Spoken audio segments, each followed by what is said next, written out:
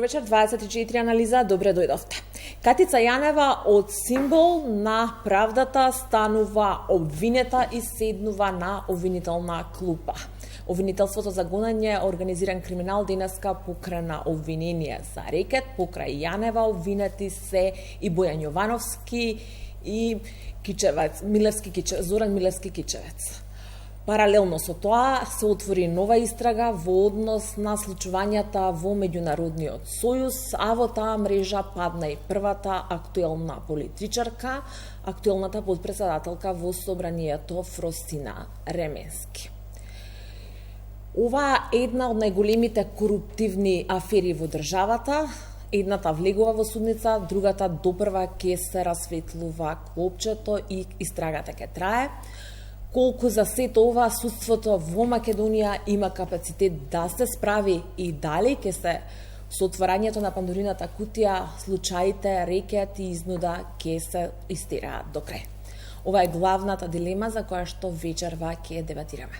Јас сум Душица Мрѓа Ковачев, а вечерва гости во 24 анализа, адвокати, правници, Ружица Николовска, добро вечер, добре дојдовте. Добро вечер, благодарам на поканата. Валентин Зафиров, добро вечер, добре дојдовте. Добро вечер. И Звонко Давидович. Добро вечер.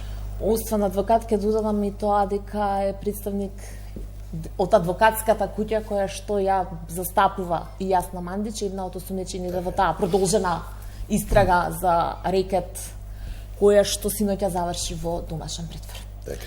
Сепак, иако паралелно овие два како на филмска лента се случуваат овие работи околу и обвинението и новата продолжена истрага за рекет и за Меѓународниот сојуз, она што е веста на денот е покренатото обвинение со кое што Катица Јанева седнува на обвинителна клупа и со кое дознавме дека обвинителството ја сомнечи освен, тоест веќе ја обвинува, освен за тој мебел од 5000 евра и за примани 50.000 евра од рекетот, според обвинението.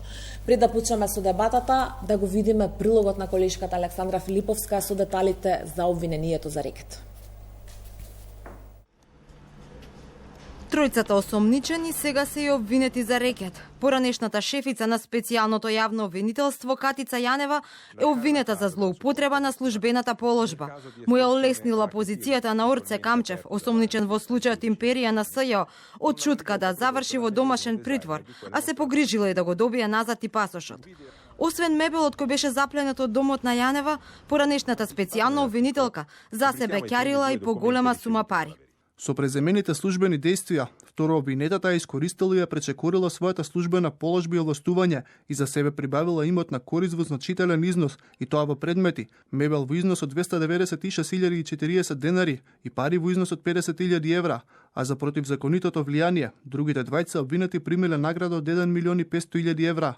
Катица Јанева пак веста ја прими во болница. Имала болки во градите и утринава од чутка, е спроведена во приватната клиника Жан Митрев, каде е и задржана. Докторите констатирале дека била во прединфарктна состојба. Поради влошена здравствена состојба побарав да се однесе во приватната клиника Жан Митрев на интернистичко-кардиолошки преглед. Како пациент од високо ризична група е примена таму и досега сите испитувања укажуваат на сомнителна прединфарктна состојба. Итно ќе се прави коронографија и зависно од сите испитувања задржана е на болничко лекување. Бојан Јовановски и Зоран Милевски Кичевец се обвинети дека примиле подкуп од 1,5 милиони евра. Јовановски се товари за перење пари. Прво обвинетиот, иако невработен, со блокирани трансакцијски сметки и без приход, на почетокот на оваа година купувал за себе луксузен мебел, облека и обувки и престојувал во луксузни летувалишта, ресорти, надвор од нашата земја, што упатува дека ги пуштил во оптек паричните средства, што ги прибавил со кривичното дело, примање награда за противзаконито влијание. Русковска со обвинението испратила и барање до судот за продолжување на притворот за тројцата обвинети за рекет. Адвокатите на Јанева велат дека формално не барале спогодба со Русковска, откако таа вчера откри дека еден од осомничените барал да се спогоди со обвинителството. Јанева е веќе месец и половина во притвор и се заканува затворска казна од 3 до 10 години. Јовановски пак е веќе трет месец во притвор, а Кичеец беше пуштен од чутка во домашен притвор. Тоа бе деталите за обвинението кое што денеска го покрена обвинителката Вилма Русковска, во кое што обвинета и поранешната специјална обвинителка Катица Јанева, Зоран Милевски Кичевец и Бојан Јовановски. Господин Давидович, не знам колку имавте време да го проучите детално. Колку е според вас издржано? Јас и не можам да го проучам детално, пошто го немам. Го немам. Меѓутоа, соопштението, кој што имаш одредени детали. Така е, само тоа можеме да видиме. Не е нешто ново и не е нешто неочекувано. Значи, ова траеше извесен период и приказната со која почна обвинителството, со неј заврши. На ист начин, сега преточено во обвинение, така да не е нешто што не го очекувавме и не е нешто ново што ќе не запрепасти, бидејќи веќе подолг временски период постојат многу шпекулации во јавноста. Она за што се претпоставуваше дека ќе заврши на овие три лица, така и заврши. Не се обиде обвинителството и понатаму да истражи, затоа што е просто невозможно и шпекулациите во јавноста се дека вакво нешто не може да се случи само со три лица, од кои две лица, едниот собственик на телевизија и нормално, оно што предизвика јавност, специјалната јавна обвинителка. Без подршка и логистика и на други лица, ова многу тешко можете да го извршите, но заврши така како што заврши, со подигање на обвинение против три лица. Постојано... Подршка велите на други лица. Зборувате за... Да ги лоцираме. На кого мислите? На во СЈ? Или во... Не, на кого мислите? Вака не можем на никого да мислам. Јас сум убеден дека за да извршите изнуда, за да тргувате и примите награда за влијание, да ја злоупотребите службената положба и тоа да го направи само едно лице од обвинителството и две лица кои немаат никаква врска со судството, е просто невозможно. Шпекулациите во јавноста сите ги слушавме и тие продолжуваат и понатаму токму од неколку причини кои постојано со години се повторуваат. Лошо и споро водена истрага, вие се сегавате, сите беа на одмори, дури и обвинетите кои се сега у притвори беа на одмори, сите се сумчаа додека ваква афера ги тресеше темелите на државата и правниот систем. Па после сите се врати од одмори, отидоа во притвор и тогаш заврши на се на три лица. Вие имате големо сомневање во јавноста дека работата до крај не е завршена. Што ќе испадне на крај и каква разврска ќе има кроз извесен период, бидејќи сега не очекувам дека нешто драстично ќе се истражува и ќе се прошири по однос на ова прашање, но иднината ќе покаже, а можеби и судењето, што се ќе произлезе на самото судење. Господин Зафиров, истото прашање? Околу ова што можеме да го видиме од Од ова што можевме да го видиме, мислам дека голема конфузија направивте и вие новинарите со вашите известувања и јавното обвинителство, со, например, проширување на истрага, во момент кога има подигнат обвинителен акт, званичен представник на обвинителството вика дека се проширува истрагата или се дополнува или не. Значи, ние имаме завршена истрага со подигнато обвинение, нема проширување, може да има нова истрага. Значи, со такви... Ај за вас, новинарите, сваќам дека термините наши не ги познавате, ама од јавното обвинителство со доста работа, со тоа сведокот, недавањето исказ на обвинет, не било доказ. Значи, некој тука или цело судство не работи како што треба, односно цело обвинителство, само Вилма работи како што треба, па ќе оставиме неизе, а се друго ќе смениме, или се друго треба да оставиме, неизе треба да ја смениме. Значи, со такви нестручни термини и нестручни изрази во целава афера, стварно настана конфузија и сега ја не знам кој за кого гонат, кој за што го гонат. Например, за злоупотреба на службена положба. Ако Катица Јанева ги зела парите за да го направи тоа што не смее да го направи, или што тогаш имаме подкуп. А подкупот и злоупотребата на службена положба можат да постојат како реален степ. Значи да се одговара за две кривични дела. Ја не знам дали она претходно примила награда или претходно ветување дека ќе и биде платено 50.000 евра за тоа да го направи, тогаш имаме подкуп. Во момент подкупот се извршува во моментот на примањето на ветувањето или на примањето на наградата. Доколку потоа следи незаконско работење, го следи и другото кривично дело, злоупотреба на службената положба, значи нема тука консумирање на кривичните дела, едното другото да го консумира. Нема тука. Значи треба две дела. Меѓутоа сега па што ме наведува на сета наша правно-политичка сцена, можам да речам, судска сцена.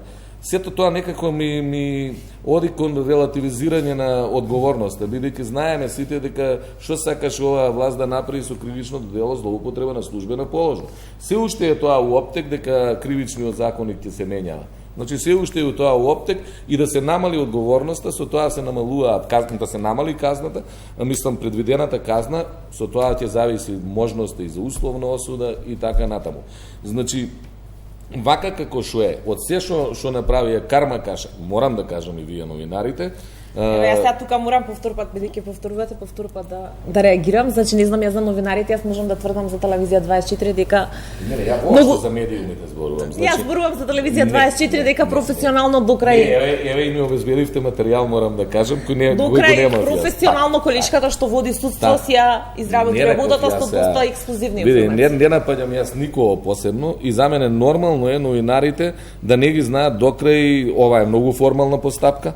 Значи многу суди и обвинители не ја знаат за жал постапка, а не па вие да ја знаете. Што разбрав и квалификацијата вие. Значи за квалификацијата злоупотреба на службена положба да, меѓутоа ако Катица Јанева пред тоа примила ветување дека ќе дадат 50.000 евра пари или дека или пред тоа и ги дале, па потоа нешто незаконски направила, знаете каде е конфузијата?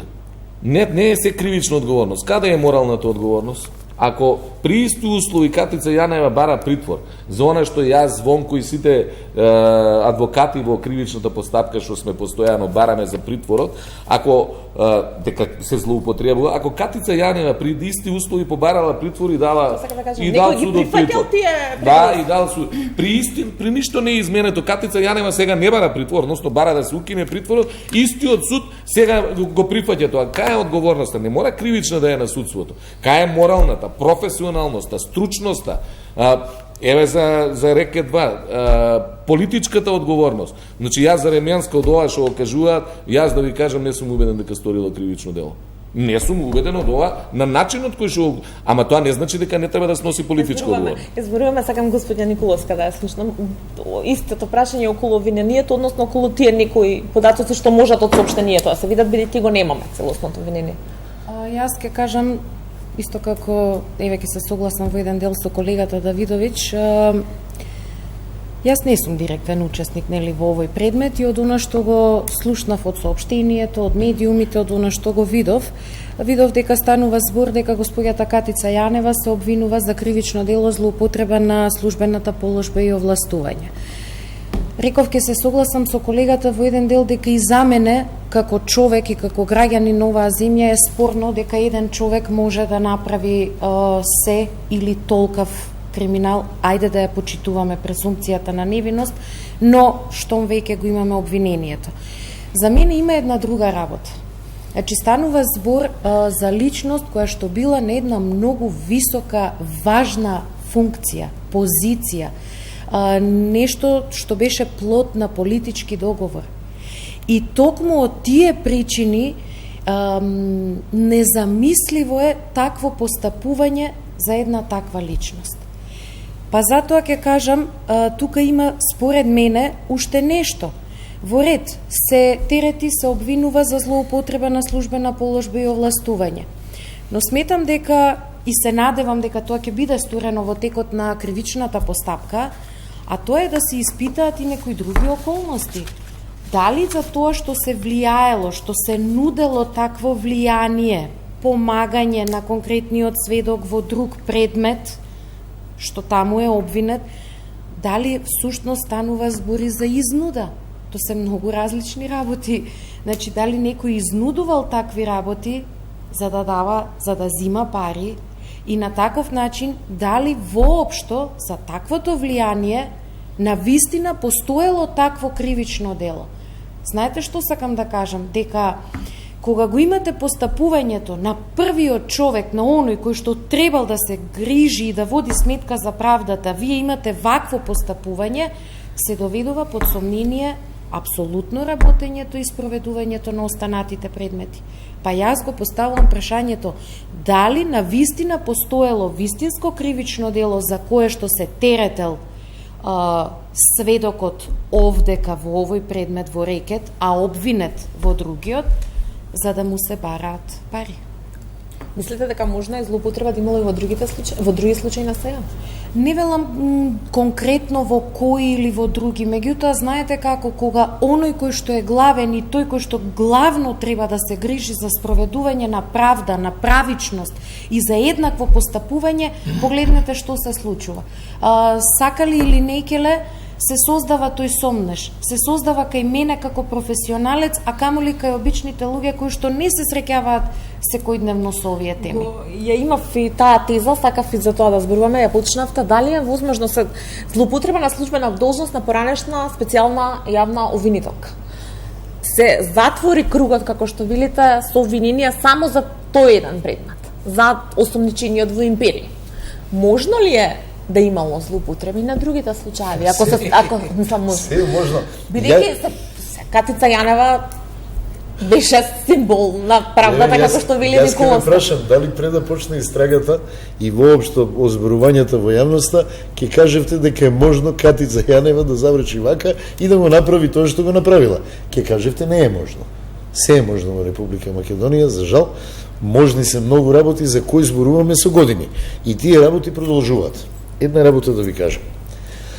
Ако во мигов направите пресек и реално погледнете на работите, ќе видите дека 15-тина пратеници актуелни се води истрага, запрена истрагата се водела или завршиле со амнестија. Законодавна власт. Јас ќе ви ги набројам.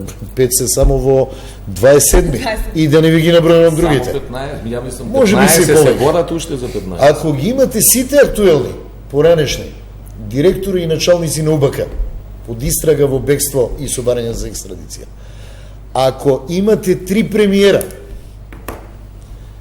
кои што биле предмет на кривична постапка и двајца завршиле со правосилни пресуди, осудителни, ако имате 10 министри, актуелни и претходни, не можете, малку ако размислите, да не констатирате дека политичарите и политичките партии се склони и легло на корупција и криминал.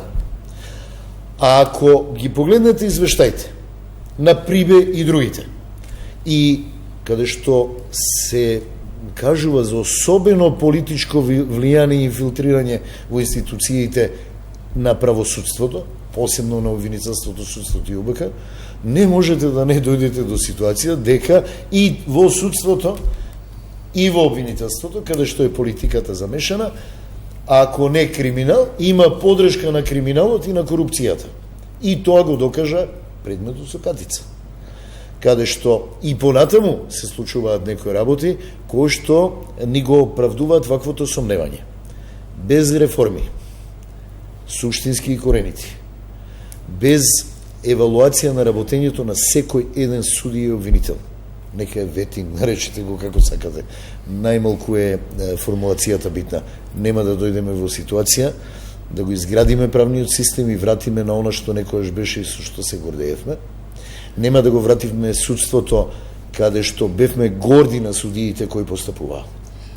Ве прашав не хипотетички дали е можно. Јас Да праша во однос на тоа што се сомнеш изразивте за истрагата. Јас ви одговорив многу конкретно со наведување на примери. Ако имате такви примери, не можете да не се сомневате во работењето, токму тоа е ветингот, токму тоа е евалуацијата, во работењето не само на сите обвинители и судии, него и на предметите кои ги воделе. Господин Зафиров, да видиш, напомна дека имаше доста контроверзии во оваа истрага. Па одмор прво, па постоа си се вратија од одмор, па се шита, па стана осомничени, па отидоа. Ја да прашам зошто се притвор. Веќе они ако бега, Катица знаеше што да чека. Мислам дека ќе имало што правела, веќе ако правела, ја не викам дека направила, знаела, она си била на одмор у Грчка. Обвинителката си е на одмор у Грчка, па која има Дури председателот ги повикуваше јавно да се вратат. Ама како бе кога ама не му е работа на премиерот да ги повикува и председателот. Не му е тоа работа. Си има јавен обвинител на Македонија. Она одговара пред него. Значи тоа е хиерархиски поставена организација. Него друго околу ова дали е можно. Вака сега у судство, значи вака сега, у правото постои теорија која е и законитост исто како скоро исто како у природните науки. Значи, ние, кај нас, законот за обвинителство и секој закон што го тангира правосудството, кривичниот закон, закон за облигационите односи, се носи со политичка одлука на лидерите. Живи Бога не со политичка одлука, со преговори меѓу двете најголеми партии. Значи одлуката на крај е договор. Значи помеѓу 4 партии, 3 сега 2 се и они можат утре да седнат да се договорат дека 1 кило има 930 грама, а не 1000 грама. И ние ќе викаме 930 грама има. Ета исто е што ни го прават у судството. Значи јавното обвинителство со политички договор меѓу 4 најголеми политички партии ги избраа јавните обвинители на начин со политички договор е како ние очекуваме да немаме ние вакви состојби во натаму ќе се вратам уште малку, дозволиме. Значи тој режим што беше режим на вистина се бутна, се сруши благодарение на тоа што го правеа у судството. Народот се освести. Кажете ми без поединечна одговорност, дали ние имаме еден поединечно одговорен од правосудството? Не зборувам за кривично. Не зборувам ниту да го избркаат од работа. 10% да е казнет за тоа што незаконски работа. Па луѓе, ние не сме имале режим, ние имавме рајска градина пред тоа. Ако никој не одговарал, или си ги ставија оваа извршна власт нив по својата капа. Значи тие не беа судии на ВМРО. Тие се судии на извршната власт и тоа си продолжи. И дали е можно? Секако е можно.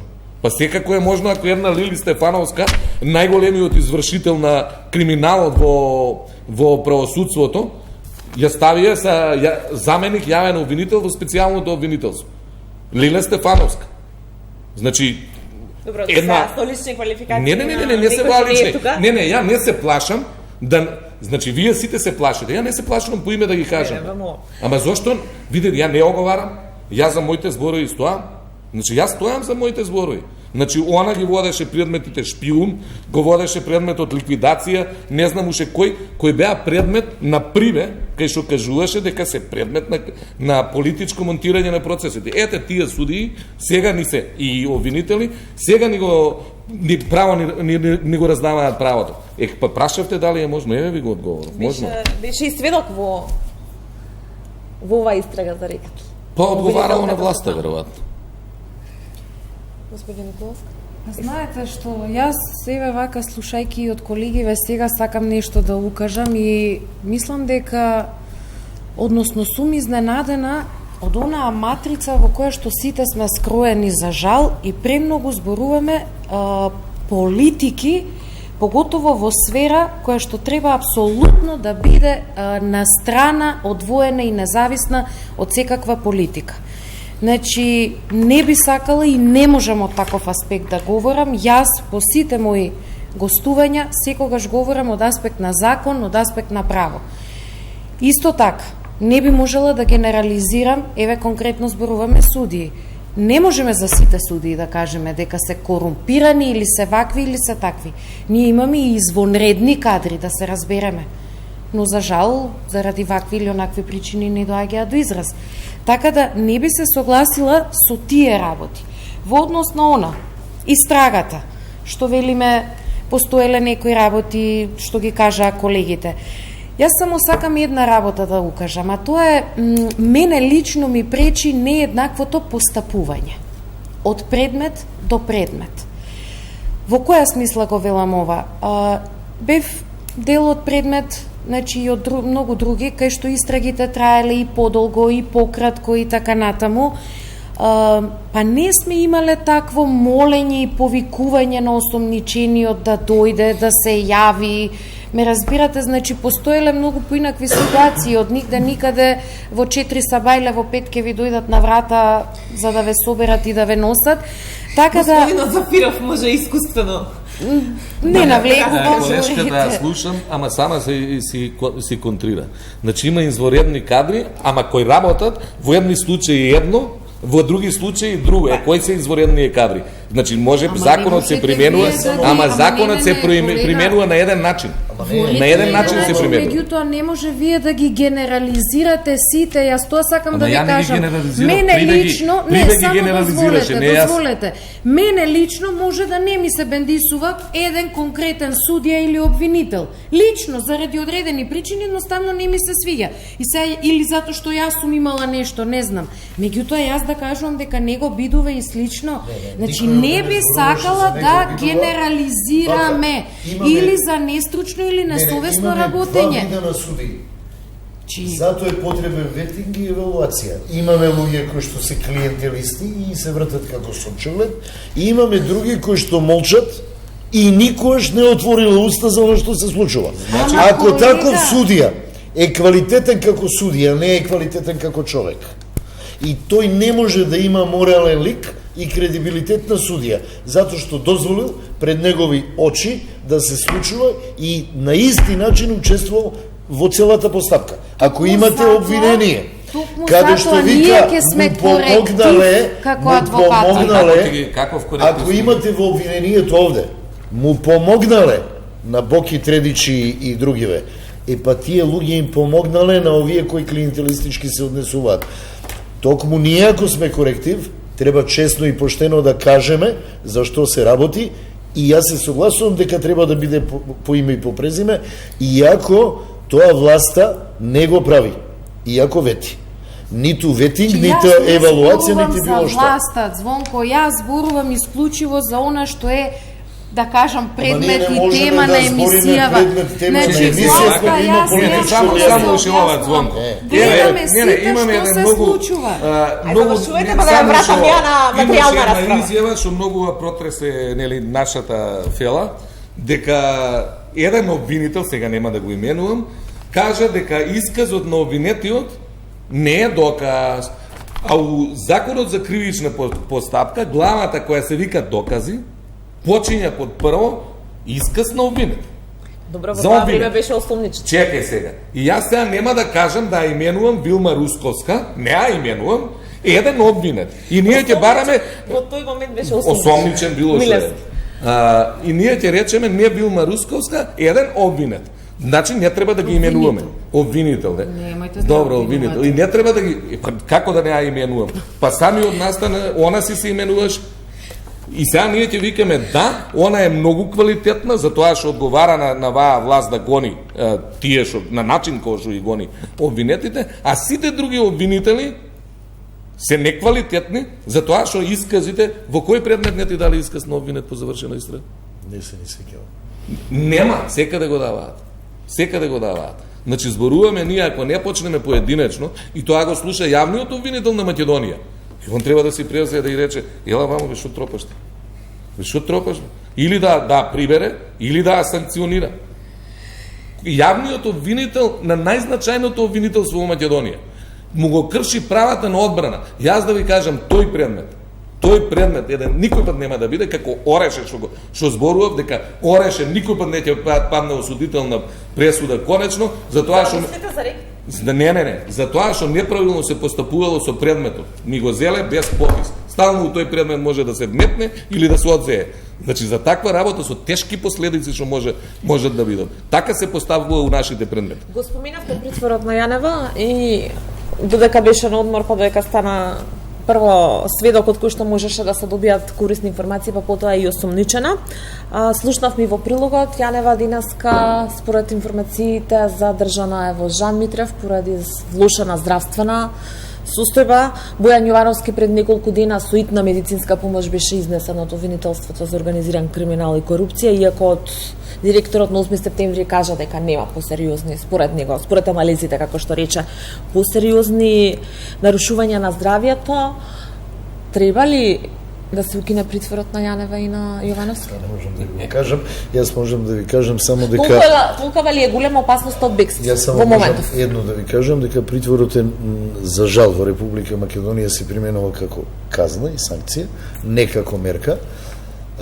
Џабе беа семинарите, укажувањата и на домашната и на меѓународната јавност, многу пари беа вложени во едукација на судиите. За жал продолжува, мерката притвор се користи исклучително многу, не и другите мерки алтернативни, кои ги има еден куп на располагање.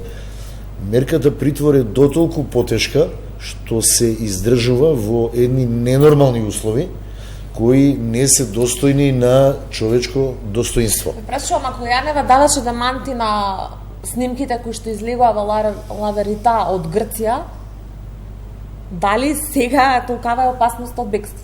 Не, јас тоа не можем да го проценам. Има некој што е платен, затоа ја нема да му ја вршам работата, тој треба да каже. Јас само што можем да ви кажам, дека никогаш не се размислува мерката притвор да се сведе на најмална можна мерка и да се обезбеди со други средства. Го имате куќниот притвор. Имате милион можности алтернативи. Да поставам прашање, не можем да оценам сега, мада близко сум до таму, да поставам прашање зошто е она у притвор. Значи, ако имала можност да бега, вие кога што кажувате, јас ова само го поставувам кога прашање. Значи, кога испаѓале снимките, она се било во Грчка и дошла тука да одговара, може да се надејала на нешто друго, сега ја не знам, меѓутоа не бегала. Зошто сега, ако е влијание на искази на сведоци и така натаму, тоа поминало, имаме обвинение, останува само бегство, како основ, само бегство останува, и ја не знам кај би бегала. Вака еден податок да ви кажам, користејќи го за по еден предмет кривичен во Велешкиот суд, извадив податоци за Велешкиот суд за последните 4 години, за 4,5. Значи, за 4,5 Велешкиот суд има барање обвинителството до Велешкиот суд за притвор 93 или 97. Значи, само еден не е прифанат и јас сум длабоко убеден дека обвинителот на записник, кога даал исказ, го има променето во да се одзее патна исправа. А последние 4 години, тоа е пред 4,5 години, пред следние 4 години имаме 100% ефикасност. Значи, ние имаме толку ефикасно обвинителство, у светот нема. Се да се прифаќа за притвор. Од тука е нашиот сомнеш, на сите што работиме во кривична постапка, зошто притвор. Еве сега да ви кажам една одредба од како се дава притвор. Ќе влијае на вештаците. У моментот кога јас барам, има ли вештачење? Нема. Како ќе влијае? И судот си носи решение, ќе влијае на вештаци кои што не постојат. Кои што не постојат. И тоа си мине, нема индивидуална одговорност за работењето, за тоа се тие притвори. Значи, еве сега нас се запра постапката за нас. Има трошкови на постапката, друга постапка ќе се запре. Никој не води сметка зошто толку пари се одливаат од држава, зошто тоа дошло до запирање. Значи, бевме у притвор, бевме у затвор, зошто застаре предмет? Затоа што не може да го решат, а ние сакаме да го решат. Значи, таа не сега кај е одговорноста на тој што работел како судија и како обвинител, 10 години му требало да не го реши предметот, а у притвор си у затвор, не бегаш, ништо не правиме за не. Значи, тука се притворите не е казна, како што рече, него казна која преминува во изживување на обвинетите. Јас сум бил таму како и кој судија сум контролирал, и за жал го доживеав и таму да бидам, не е казна изживување. Нема човечко достоинство. Исто така имавте своевремено во 27 април, тој беше еден од најкрупните предмети. Многу често аргументи за притворот. Так, секогаш како адвокат и како бранител, секогаш сум се залагала за што е можно поблага мерка да биде изречена, да се разбереме. Притворот, домашниот, куќниот притвор, гаранција и така натаму, тоа се мерки за обезбедување присуство на обвинет во текот на траењето на кривичната постапка. Точно, како адвокат, секогаш се залагам за изрекување на поблага мерка, бидејќи притворот е навистина најстрогата мерка и како таква треба да се изрекува по исклучок, а не по правило. Меѓутоа, од случај до случај имаме и разлика. Значи, јас сум имала предмети кои што се да кажам неважни за јавноста, ме сваќате, не се медиумски експонирани, не се толку значени. Па бил одредуван притвор, замислете, за кривично дело загрозување на сигурноста. Знаат колегите. Зашто? Зато што бившиот дечко на девојката и рекол ќе те убијам ако ова, ако она, заради тие зборови сега ќе се третираме, не знам, семејно насилство, ќе оди во притвор. Значи, ако може за едни такви предмети и како да биде изречена гладко мерката притвор, па ваму во овој предмет, јас пак не можам да се помирам како човек. Значи, знаете ли што значи за оној кој што е имал таква функција како господјата Катица Јанева и тој да навлезе во некакви сомнителни активности? Не велам дека ќе избега, не знам. Како што рекоа колегите, навистина не можам да проценам. Меѓутоа, немојте да заборавате влијанието неизино, контактите, врските и ред други работи.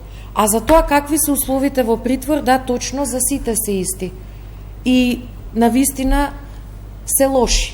Меѓутоа, тука сега веќе е збор на судот, судот го има крајниот збор. Бидејќи со обвинението се бара повторно продолжување на притворите, од тие тројца обвинети само Милевски Кичеец е во домашен притвор веќе известен период. Јанева денеска заврши во болница. Само ќе ве прекинам, ќе се надврзам, тоа го рече и колегата, дека во периодот и додека беше нели истрагата пред обвинението, била на одмор, ако сакала ќе побегне. Да, меѓутоа имате еден клучен момент. Не беше обвинет. Во тој момент она беше се уште специјален јавен обвинител, не беше обвината и слично. А верувајте, секој се грижи за својата кожа. Значи, одиме од крајност во крајност. Одговорноста на Катица Јанева за тоа што го направила како специјален обвинител може да се отслика во висината на казната. Значи, заради тоа што од таква позиција го правила кривичното дело. За притворот има правила како се определувала. Имаше правила значи, и за има други правила предмети, како... па не беа исклучувани. Ама јас да зборувам за сите предмети, не само за Катица Јанева. Сега, значи, од другите предмети, ако дале притвор и на Катица да ја дадат. Значи, јас за сите, и за тој за дечкото, викам дека не требало да даде притвор. Значи, има за бегство, ако ја треба, купувал карти, има странство, роднини, има бизнис релации, било што, значи, нешто да иницира дека она ќе бега. Тоа значи исто како за Сашо Андоновски колегата, кога или за ој на Советот на град Скопје, како Шиповиќ, кој ја вика, јас си идам, луѓе, си идам. Значи, разбира у Америка дека има обвинение и они на аеродром го апсат. И Сашета така. И го апсат, што ќе бегал, ами чекај си иде. И исто и за Катица. Што е факт? Факт е дека, колку да не се согласува колешката, во ниедно решение нема индивидуализација да се опише издржано зошто постои опасност од бегство. Него се цитира членот закон, постои опасност од бегство. И сите три точки. Ама кажете ми зошто. Значи, наведите, што вика колегата. Има роднини во странство, се обидел да премине граница. Купил карта авионска. Купил карта. На било кој начин. Подигнал пари од сметка, се спрема да бега. Значи, да не се сватиме погрешно, ја не сум тука за да ги бранам судиите или нивните одлуки. Не, пошто еве со Звонко тоа го коментираме. И понатаму се прават групни решенија за притвор, нешто што навистина имаше големи забелешки на меѓународната јавност, а и на домашната, каде што 20 луѓе се носи едно решение за притвор, се продолжува и нема индивидуализирање, и нема второ.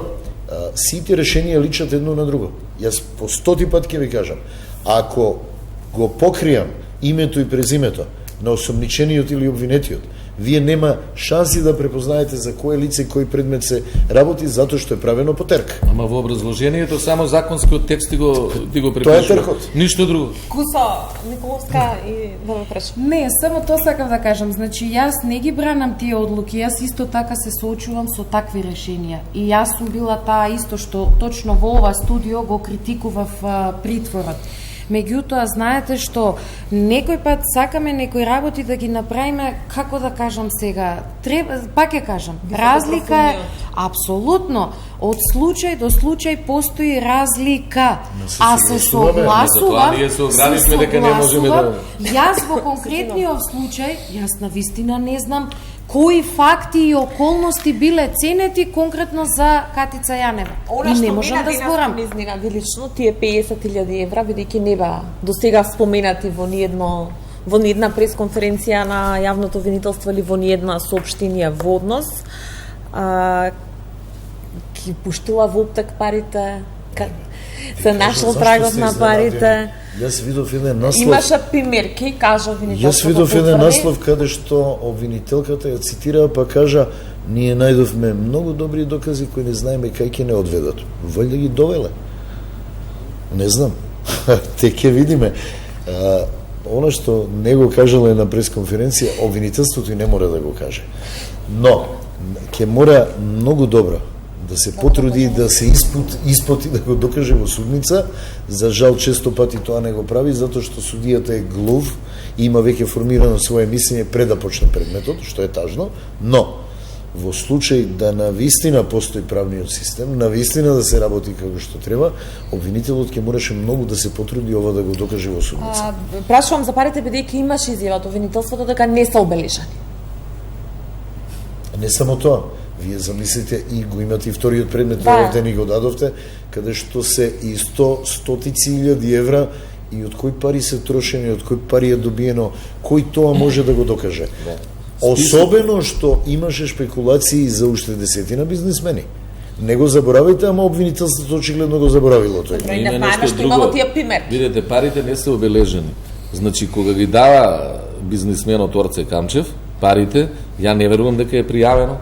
Значи, нема примерки у тоа време па да се бележат пари или да го следат. Ја колку што сватив, тие снимки се од неговото собствениот видеоназор. Последните 2 недели при да биде приведена, за тоа има потврда дека имало проверки. Има една одредба во кривичниот законник, вика тој што ќе даде мито. Значи тој што ќе даде не се збори за мито. Не сега, ама од се произлегува, тој што ќе даде мито, ако после тоа го пријави, може да биде ослободен од казна. Ама не од кривична одговорност. Значи мора да се води постапка и за тој што ги дал парите за мито. А што ако му биле изнудени? Колешке, не сакам цело време да спорам, изнуда значи со закана или со сила. Ама ние ги гледавме снимките, тоа, значи, ама јас на снимките не видов ни закана. Тука треба да се испита. А каде изнуда? Кој спорно изнуда? Не, дали, извини, дали некаде вие видовте изнуда? Тогаш ако биле изнудени, ама ако биле изнудени, ништо од овој ако биле изнудени, меѓутоа ја ве прашувам, добро, имаме готово обвинение. Ако има изнуда, ќе биле обвинети за изнуда. Што е исто така многу тешко кривично дело. Затоа што значи, знаете, за изнуда немало да биде... да му доаѓате и да му кажете, мислам, не бранам никого, јас не сум ни во тие предмети, меѓутоа како некој кој што ги читал тие битие на изнуда е тој што со сила или закана. Ама немаме ние сила и закана. Законско битие. Јас ви кажувам, еве, што во таков случај, пошто вие цело време тврдите вака, така, мислам, не знам, само може имате нешто против Орце Камчев, не знам. Не ме ни интересира, меѓутоа сакам да ви кажам. Не ме многу ми е интересно вака да се развие дебата. Еве, за изнуда да има, треба да имаме обвинение за изнуда. И тогаш ќе биде он жртва. Ма ја вас ве прашав, пошто вие почнавте, па немате ни за мито овде. Па кој ги дал парите, он кажува дека ги дал. Ама немате ни за мито. Ама имаме опис. Не, ама имаме опис, за жал, јас сум кривичар. И имаме дека ги дал парите. Ама немате такво кривично дело. Па токму тоа зборувам зошто немаме. Значи немате мито, вие го зборувате и јас ве прашувам зошто немало. Се тие пари така да сила изнудени. Добро да ве прашам двајцата, ова примање на награда за противзаконито влијание не ви мириса малку на мито?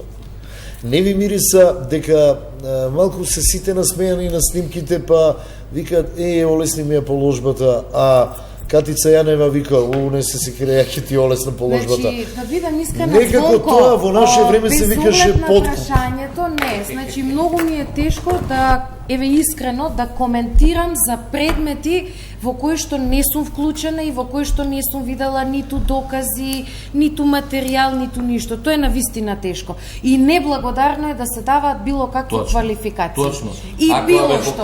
Меѓутоа, да завршам, само да завршам. Овој предмет повеќето детали јавно беше на телевизија сите 3 месеци. Точно, тоа сакав да го кажам. И сето она што се кажува и што јас го кажувам буквално на основа на она што се дава како информација. Нешто да прашам. Според соопштението од обвинителството, се префрлам на Бојан Јовановски, се стои во соопштението дека првообвинетиот, иако невработен со блокирани трансакцијски сметки без приход, на почетокот на оваа година купувал за себе луксузен мебел, облека и обувки и престојувал во луксузни летовалишта, ресорти надвор од нашата земја, што упатува дека ги пуштил во оптек паричните средства што ги прибавил со кривично дело примање награда за противзаконито влијание. Како ќе го докаже тоа истото прашање со оглед дека не се парите облежани? Ова поинаку се вика перење на пари, како ќе го докажат тоа, обвинителите знаат штом тврдат, знаете како? Она што граѓаните треба да го знаат. Секој обвинител, она што го тврди во обвинителниот акт, од збор до збор, не на Жими мајка, не на јасви тврдам дека е така, него со доказ ќе мора да го подкрепи, да го докаже и да нема дури никакво сомневање во таквото докажување, во таквиот доказ. Тоа, за жал, многу ретко се случува во судница. Знаете што, покрај директни докази, обележените пари, има и индиректни докази. Сега, он ако немал други пари, ако му е сета сметка забележена, а троши пари, кои секако легле кај него, значи, тогаш се предпоставува и има индиректно докажување. Друго е тука проблематично. Секој имотно кривично дело, значи, имот. Значи, секој шуквел, која ќе оди леп да прода од тие пари, треба да одговара за перење на пари, а ептен селективно тука, само кај што сакаат да ги оптеретат луѓето. Иначе секоја кражба, 5.000 денара, 10.000 денара, тие пари ако ги потроши, ги потроши, он врши перење на пари. Така е направено. Тоа е вториот дел покрај реформите, ветингот и евалуација, утврдување на потекло на имот, кој апсолутно мора во држава да се направи за секој. Па попис треба прво.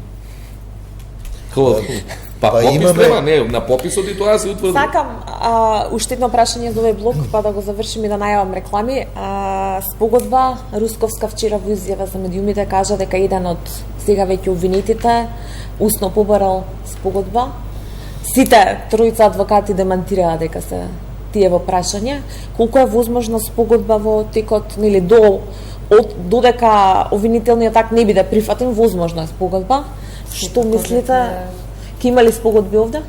Па не би можела да кажам, но законски, формално правно можноста постои. Значи, од моментот на прием на обвинителниот акт, една од можностите што стои на одбраната и на, се разбира, на обвинетиот, освен да даде приговор, е можноста и да даде изјава за признание на вина, кое што, да кажам, ке се цени и доколку има услови и може да се случи тоа. Според ваша проценка, колку би можела Јанева да добија со евентуална спогодба? Па не би знаела да кажам, а и не би се впуштала воопшто во тој дел. Митров? Колку може да доби и дали е можна спогодба? Не, дали е можна законски е можна. Спогодба е можна, не можна е спогодба. Законски, сега колку може да доби од предвидениот минимум, колку може по законот за општите одредби за намалување на казната.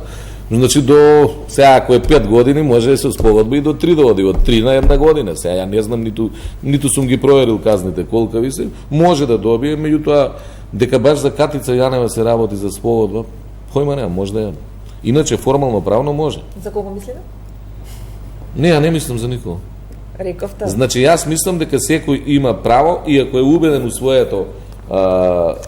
својата вина, ред е да проба со спогодба. Секој обвинет, ако е убеден во својата вина дека има докази преку него, меѓутоа дали не се прашува само он, и обвинителството се прашува, дали ќе му ја прифане таа спогодба. Ке гледаме ли спогодбиот? Не знам, институтот спогодување за жал не ги даде резултатите кои ги очекувавме со примена на овиот закон. Прво е уценување. Ако не се спогодиш ке добиеш толку, ако се спогодиш ке добиеш толку. За жал одбраната не ги диктира условите или не преговара равноправно по однос на она што значи спогодување. И трето, во праксата покажа дека спогодувањето не секојаш честно и не секојаш законито. Се сеќавате на оној предмет каде што е големо прашање сега дали на вистина околу прислушкувањето е направена спогодба и се согласил осудениот веќе со тоа или не. Така да секојаш имате подсомневање, особено во ваква ситуација, во ваква држава, кога нешто се случува во 4 очи. Колку она што се случуваше со исказот на Милевски Кичец, го спомна Зафиров и особено обвинителството, адвокатите да го дадат, адвокатите не сме го добиле и така натаму да биде поучено околу тоа. Ама чекайте, луѓе, протекоа посебни истражни мерки од тоа обвинителство. Јавно, на YouTube. Протекоа записници, протекоа милион работи и ние сега се чудиме заштитениот сведок. Од заштитениот сведок, ние сега се чудиме како тоа можело да протече. Па ние треба да се запрепастиме ако не протече нешто. Мислам страшно. Не е нормално кај нас да не протече. Апсолутно. Пауза за реклама.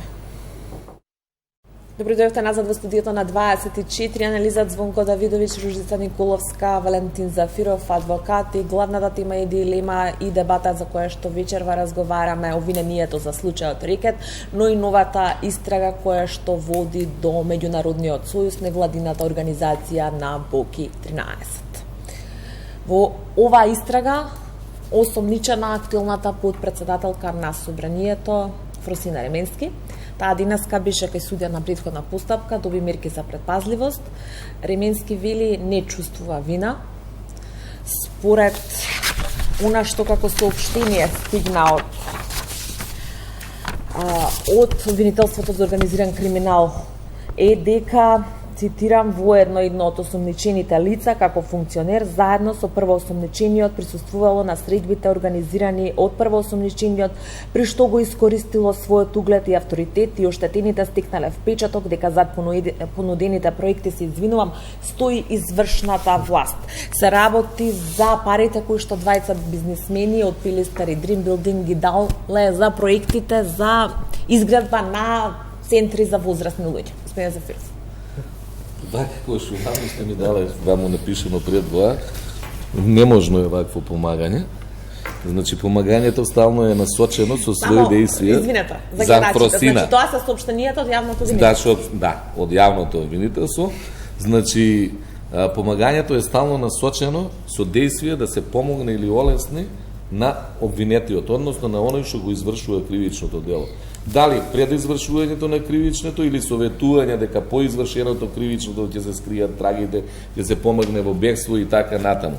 А ваму е дека оштетените стекнале впечаток дека зад понудените проекти стои извршната власт. Значи, ако она со своите действија и била свесна дека ги носи во заблуда оштетените, дека ги носи тогаш е соизвршител на измама. Помагање во измама на ваков начин не е можно. А за политичка одговорност нека си појадат партиите, извршната власт, парламентарната. Значи, јас тврдам од ова што го пишува тука, дека како облик на помагање, ова што го правела, вака како што го пишена, само со тоа што присуствувала таму, значи, и вие си предпоставиле дека извршната став, а она, ако свесно го правела тоа, тогаш и она со извршител ги доведува во заблуда.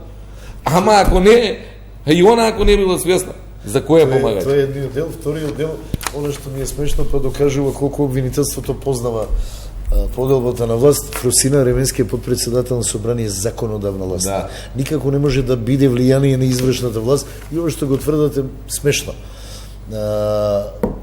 Така да, се во ова, пак ќе ви кажа, ќе мора во судица многу да се потрудат и да докажат, дури да докажат она што колегата го кажува, дали некој навистина бил свесен или не бил свесен во која функција седи тука, дали ги знаел намерите и умислата на другиот до себе и така натаму и така натаму. Така да ќе биде интересно да се види. Не, и да не, викам и да не докажат, не значи дека нема да ја осудат. Значи, ние тоа си го имаме секојдневие тука. А се добивали од увеците што го прочитав од соопштението на обвинителството и впечаток дека бидејќи Исцилијан Мицевски и Амзовски, собствениците на двете фирми, беа повикани да даваат исказ во обвинителството во текот на истрагата, се добивали впечаток дека тие ја посочиле Фросина во Ременски во нивните искази. Па знаете како, не знам кој ја посочил, искрено, и дали се тие или може би други, а сега се навраќаме... Дека конкретно за нив двајца.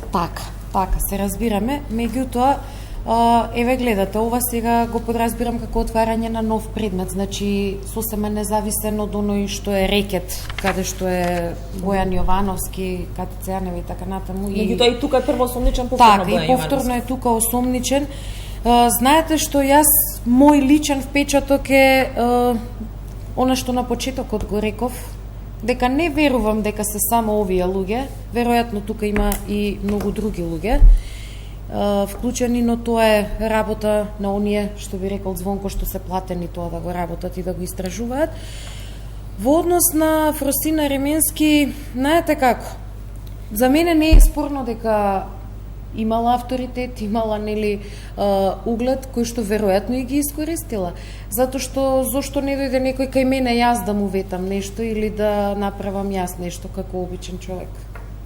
Тоа е она што сакам да го кажам. Меѓутоа, пак ќе кажам, што и како ќе произлезе од сето ова, ќе видиме, а сега во оваа фаза за мене е повторно спорно, иако е само истражна постапка, значи наредба за спроведување на истрага, меѓутоа за мене е спорно баш нејзиното понатамошно останување и функционирање со сите нејзини функции, баш од таа причина што има и контакти, има и врски, има и влијанија. Сакам да прашам, бидејќи зборувавте за високопрофилните Апсолутно остомничени или обвинети, в случајот на Јанева, Ременски денеска само мерки на предпазливост доби, не беше ни побарена. Тоа беше побарено само за неа, колку високопрофилна личност е, како што велите, влијание на сведоци, можа за бегство и така натаму. Знаете како во вакви ситуации за мене лично и како постои основа од влијание на сведоци. Мислам, да не е по закон цитиран, тоа е вториот основ или за определување мерка притвор. Зашто? Баш заради тие позиции кои што луѓето ги имаат. Конкретниот случај Фросина Ременски. Тоа што ќе се случува политички или партијата, што ќе прави и дали ќе исклучува, нема да исклучува, тоа е веќе сосема друго. Но во оној дел на постапувањето, на професионалното однесување, и како има можност да влие. Видите, Јасна Мандич, која што исто така е осомничена во оваа истрага, ја застапува адвокатската канцеларија Давидович Јанковиќ. Вашиот партнер синоќ ќе кажа дека сте задоволни од изречената мерка куќен притвор, се бараше притвор. Дали тоа значи дека нема да се жалите? Не, жалба секако ќе има. Ние сме задоволни што многите нашиот клиент не ја проведе во притвор, затоа што обвинителството е исклучително успешно по барање на притворот, а судот исклучително сервилен по решавање на тие барања, па беше право чудо што наместо притвор доби куќен притвор, што е повторно притвор, но во едни подобри нормални услови за среќа, но не значи дека сме задоволни со тоа и дека жалба ќе нема. Нече ќе има жалба. Зафиров во однос на притворите и мерките? Можност околу Ременски, конкретно околу Ременски. Ова што го збореше Николовска. За Ременска притвор. Мислам, јас зошто и пасоше се зеја рейс. Ја не знам зошто е пасошот зејан на Ременска. Не прашам дали не, тоа е фарбање на јавност. Значи фарбање на еве нешто направивме. Јас сум иначе за притворите, стално сум против. Мене ми е мило што учествувал Звонко во мои предмети, кај што најтешкиот предмет у Велес, кој се водеше 10 години, истрагата ја заврши и притворот го дава за 1 месец. За 1 месец, значи притворот се работи. И кога ќе го даеш, многу брзо, значи секојдневно, многу брзо, со посветеност, за тоа што стварно страшна работа е притворот. И притворот се знава само во исклучителни случаи. Значи, не може за Ременска, за ова. Дали имало потреба, тоа прашам? И мене, ако ме прашат, од тоа што го знам од телевизија, ни за Катица Јанева нема потреба. У моментов, од која е завршена истрагата и има обвинение. И има други мерки, значи има други мерки, меѓу другите и куќен притвор, а и куќниот притвор исто така тежок, има и други мерки, дали ќе биде гаранција, дали други мерки за обезбедување присуство на обвинетиот, кои воопшто не се користат или се користат само како декор, кај што има притвори големи, па на некој ете нешто ќе му дадат како декор. Значи, има други мерки за обезбедување. Многу кратко сите тројца, некако го споминавте случајот со Орце Камчев, моментот мито, изнуда, рекет и така натаму. каде се во приказнава Мицевски, Амсовски, така некој да ви дојде, вие би дале 720.000 евра? Ја тоа можем да ја прашам дали вие би дале 1,5 милион евра и зашто би ги дале. И некако бизнисмените испаднаа жртви невини кои едноставно не знаат за што се работи, па тек така лесно можете да ги измамите за 750.000 евра. Па 750.000 евра да дадете некому за да гради нешто, сигурно сте се обезбедили и не сте ги дале тек така. Или е нешто друго во прашање. Има многу чудни работи. И па тоа е она што Приеска го кажа. Знаете како, кога вие ќе ви дојде некој ќе ви каже некаков си проект се работи и ќе ви спомнува имиња влијателни од власта или конкретни актуелни функционери, веројатно би ги дала. И тоа на сметка на трето лице. Значи, тоа е кривичното дело измама. Значи, веш измамник ги доја во заблуда на начин кој ја не знам и они си ги дале парите. Од кај им се парите, тоа е друга работа и не можеме овие двајца Мицевски и Азмовски или како се викаш, Амзовски, да ги и поистоветуваме со Орцев Камчев. Значи, не можеме за тоа што он дава и добива. Значи, он тоа што го платил, го добил, он купил, испорачано му е. И сега јас тука ја не знам дали нема како придобивките што со едно незаконско моје действие што сум ги зел, основно е у кривичното право, дека тоа што сум го стекнал со кривично дело треба да ми се одзее. Значи он стекнал со кривично дело, ако стекнал, треба да му се одзее. Тоа се привилегиите, не мислам на парите. Привилегиите што ги стекнал. Господина Давидович, освен овие две истраги, рекет и продолжена или нова за рекет и Меѓународниот сојуз, има и истрага или случај кој што и опозицијата го нарече рекет 2. Вие сте адвокати на Вера Иванова со случајот Диамет. Повторно Зоран Милевски Кичец и во тој случај. Кривичната пријава за Ден Дончев ја надградивте и проширивте и за Зоран Милевски Кичец. Така. Првата беше и за Венко Филипче, се извинувам. Докаде не знаеме, немаме информации. Као што немавме информации за истрагата која се водеше против Вера Иванова, но на што би го кажал, смешно е тврдењето на обвинителството и барањето во истрагата да се утврди, а и тврдењата на овде пријавените, дека тендерот за добивање на концесија на Диамет бил незаконит од две причини, што истите тие двајца вршеле уплата, особено Ден Дончев, во многу пократки рокови од договорот кој предвидувало 120 дена, он ги плаќал обврските за 30 дена, као фонд. Ова зборуваме за истрагата која што... Така е, од фондот, што значи прифаќал дека постојат обврски и го плаќал и постапало според договорот. И втора работа, залуден е обидот на обвинителството и на двајцама да докажа дека бил незаконит тендерот, затоа што забораваат дека во текот на целата постапка за доделување на тендерите имало судска заштита од Управниот суд во два случаи. И Управниот суд ја потврдил законитоста на постапката за доделување на концесиите и Вишиот управен суд ја потврдил таквата одлука. Ниту еден... Има разлика помеѓу кривично и управно. Да, ама не ме слушате внимателно, дека фактичката состојба околу незаконитоста не може ниту обвинителот на не знам чива држава, особено не нашите, да го докаже, кога судот утврдил дека најзаконито се постапувало при добивање на концесиите. Основно правило е, кој обвинителството за жал би требало да го научи, ако не го научило, дека една судска одлука може да се оспори само во жалбена постапка по тој предмет во таа постапка каде што таа одлука е донесена. Вие имате докази за наводите во кривичните пријави? Вака, односно вашата клиентка. Вака, постои. Бидејќи реч во последното интервју кажа дека тоа најпрво ќе го слушна јавното обвинителство за организиран криминал. Така, јас не можам тоа да го кажам, но како еден од осомничените, и јас ќе ви кажам, односно пријавените, ќе ви кажам, ќе биде интересно во текот на истрагата. Исказот на мојот клиент е писмен, доставен е и таму има дека поседува определени докази, толку можам да ви кажам. Ви благодарам што вечерва бевте дел од 24 анализи. Почитувани, вам ви благодарам на вниманието, останете со телевизија 24. Пријатно.